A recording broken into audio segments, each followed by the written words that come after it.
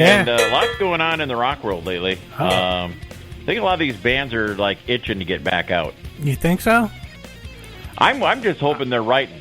You know what I mean? Yeah, I think a lot of them are, but hopefully there'll be a lot of good stuff coming out of it. I hope. My only fear is that they're all going to be doom and gloom albums.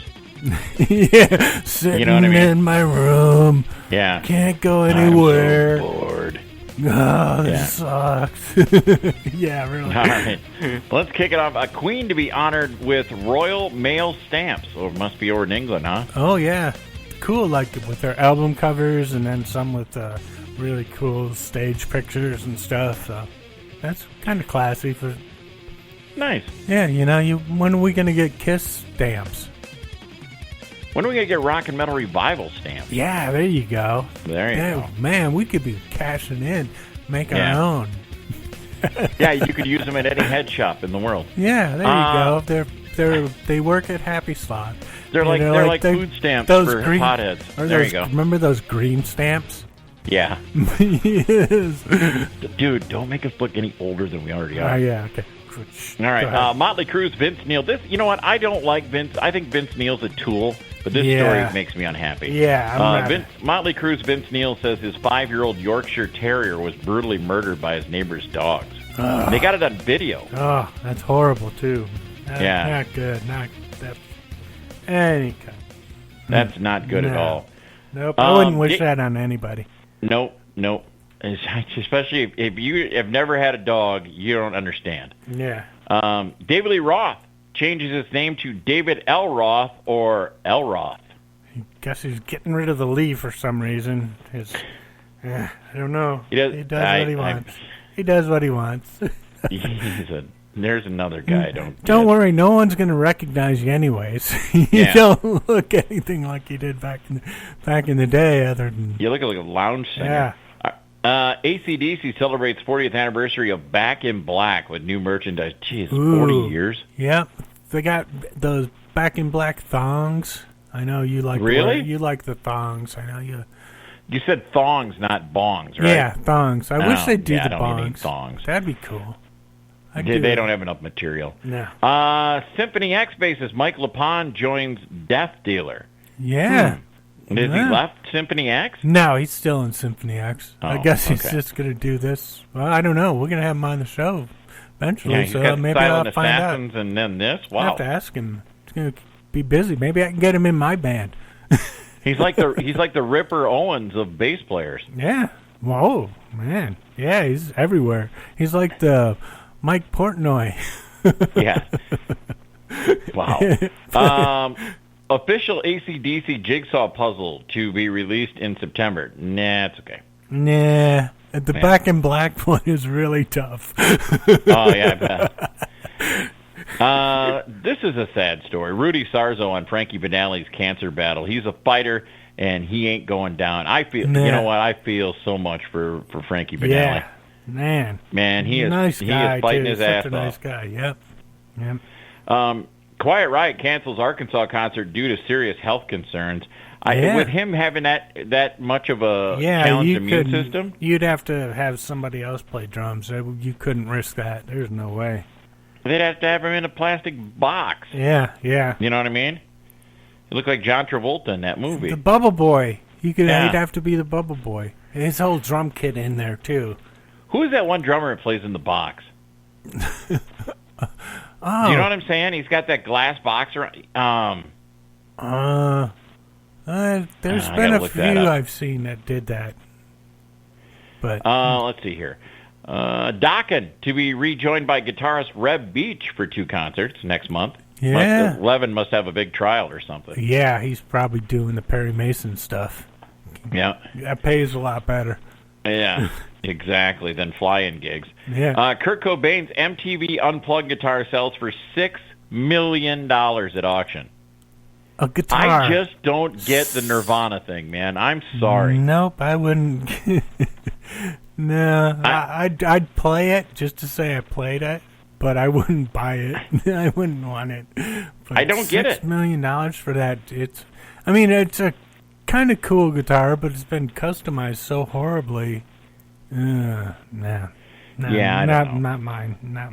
All right. Not I'd pay. For Mike, what's that? I wouldn't pay for that, but yeah. No. Mike Portnoy has no plans to write autobiography. It seems like everything's been said already. Nah, he's got a lot of stories, man. He's got to have a lot of stories. Yeah, we haven't heard everything. Come on. Yeah. Tommy Lee says success of the Dirt movie brought in a newer audience for Motley Crue. Yeah, because they're all into that smut. Like, here's the funny thing.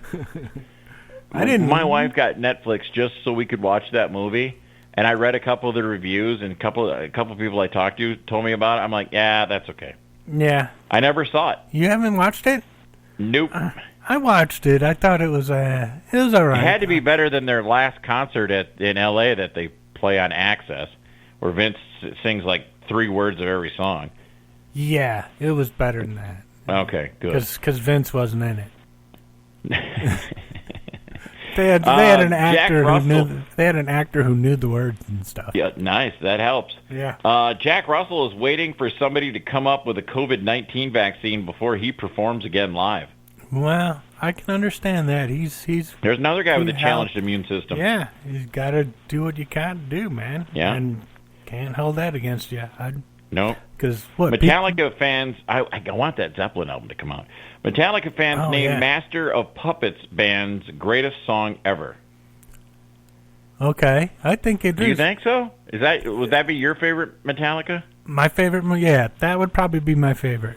It's got because it's got everything. Yeah, because it's got that mellow piece in the middle with the really nice melodic guitars and stuff, and it's and then it beats you over the head. Yeah, that's my favorite Metallica tune. If I could sit and just jam on one, that would be the one I'd want to play. You know what, for me, it would be probably either For Whom the Bell Tolls, or I'm a big fan of the Four Horsemen. I love that Black, song. They got so many. They got a lot of really good tunes. So that's kind of hard to pick. But yeah, Master of Puppets is an epic classic. You got that whole album is epic. You know. Yeah. Definitely. And last but not least, I just told Jerry something about this guy not too long ago. Scorpions have so much great material for next album, according to Klaus Meine. I'm okay with that. I want to hear a new album from them. I wish it'd be more 80s, though. Well, you know what? If this interview comes through, we'll ask them about that. Yeah, and hope maybe they can get the FBI to write them some more songs. Exactly. You know, right? Because that Ronald Reagan guitar solo on "Winds of Change" was outstanding. That made the song. You know, without that, you know, it wouldn't have went anywhere. So it was a big loser without that. Yeah. All right. So that's going to wind up talking real metal. Next hour, we're going to talk to Randy Rand of the band Autograph right here on Rockin' Metal Revival. There's new music from Autograph. It's called Souls on Fire, and I'm really digging this heavier sound. And with me today is one of the founding members of Autograph, bassist Randy Rand. Welcome to Rockin' Metal Revival. Well, thank you very much, my friend. What's up? It's great to have you on the show. I remember when I got the email, you got to listen to the new Autograph, and I'm like, I listened to it, I'm like, that's not the Autograph that I always knew. I mean, that's a little heavier sound. I'm kind of digging this. Tell us a little bit about this track, Souls on Fire. Oh, it's the first track that we wrote as with the new guitar player, Jimmy Bell. Because he's just a heavier player, which made it really fun for us, too, because he'd fall into more of a heavy melodic instead of just the good old melodic like Autograph normally was. He's one hell of a guitar player, that Jimmy Bell boy. And he brought the song in. He didn't bring the song in. He brought the riffs in. And then Simon, I got on the lyrics, and then I got on the bass parts, and the drummer got to do what he was doing. We recorded it, and when it came out, we all said, yeah, that's real good. So that was the first song that was a new member. Correct me if I'm wrong now. I thought I'd heard that the proceeds from this song go to a pretty cool organization. Tell us a little bit about that and how you got involved with them. Well, what it is Jimmy Bell's fiance is a nurse, and she belongs to this organization. And we figured, you know what? Let's see if we can help her out, because I know that she's working 20 hours a day, 7 days a week. And we said, if we can help them out just a little bit, it'd be awesome. That is a very cool thing to do. And, another thing I wanted to talk to you about, Randy, when I was talking to a few of my friends about interviewing you today, they're like, oh man, I remember seeing those guys back in the day. What have they been up to? I mean, we all bought Turn Up the Radio, but tell us a little bit more about this current lineup you got. Okay. What happened is, I was retired for like 20 years because it's just that I mean, I'd already got gold and platinum albums, played in Madison Square Garden, was an American Bandstand, pretty much hit everything I wanted to do. And then about 2011, I ran across Steve at the NAMM show, Steve Lentz, and he said, "You want to go play a little bit more?" And I went, because that's when the cruises started to go, and then the festivals were happening, and we went, well, yeah, let's try it. And so we first got together, and then the original drummer, Kenny, but he couldn't do it because he just had back problems all the time. And so then we got Simon, and then we got Mark he was from Jailhouse, and Mark was from the Flood. And the first time we played together, we went, this is really good. So for 6 years, that's pretty much what the formation was until Steve wanted to move on to another kind of music. So that's kind of it in a nutshell right there. All right. Well, getting ready to do this interview, I was listening through Get Off Your Ass, and I was really digging it, man. I really dig that album, and I was seeing that you guys play quite a few live shows. You still going out and doing the shows as Autograph and playing like the rock, the 80s rock cruises and the MP3 festivals and stuff like that? Oh, sure. Yeah, and I mean, this year kind of sucked because of the virus thing, but yeah, we normally have quite a full summer for the festivals and the cruises, and we really enjoy playing live. That's why we're still doing it. And yeah, we play, I would say, half of the old stuff and half of the new stuff. So I guess my question, you hit on the virus, and it's been a pain in the ass for all of us. I mean, no live music, no anything like that. But when things get back to normal again, do you see maybe Autograph sitting down and maybe doing some new music, or are you just looking to get out on the road? Both. They're both in the works right now. I mean, we have plenty of gigs that have been postponed that we'll do, and plus we've probably got about 5 or 6 songs to work on right now that we come up with ideas. So yeah, there's a lot more coming. Well, one question I always like to ask an artist who's had a song that is iconic, and Turn Up the Radio was as iconic as any song that came out of that generation. Do you still love that song, or does it drive you nuts?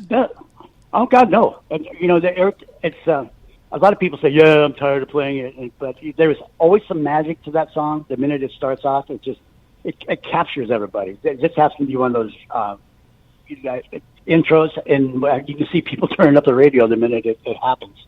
And it was magic for us, just like it was for anybody else. I mean, you can't make this stuff up. It's a 45-minute song. It took us 45 minutes to write the damn thing.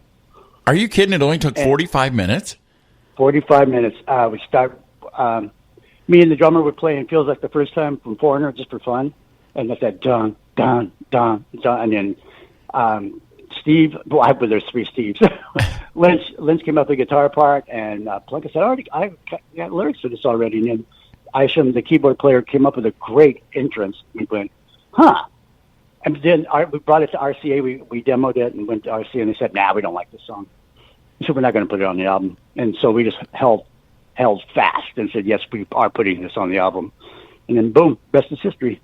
Yeah, that is just incredible. It always seems like the songs that take the shortest amount of time that just click are the ones that just go bang when the public hears them. And to this day, I still turn up the radio when I hear that song from Autograph. I love it. Yeah, dude, me too. It's like... and plus, on Hair Nation for 1984, we came in number 2 for that whole year as airplay on that year. That's pretty cool. That is very awesome. Cool. Now, Randy, if fans want to find out more about Autograph, about the new band, the story of the band, and where to pick up your music, where's the best place to go and get that info? Well, just go to our website, which is autographband.com, and there's just tons of stuff there to learn about us. Okay, and you got all the social medias too? Yeah, all of them. they're all in there. Thank you so much for coming on Rock and Metal Revival. Oh, you bet, Grace. No problem at all. From the 98 Live Meltdown, there's Judas Priest and Diamonds and Rust. Rock a little more than the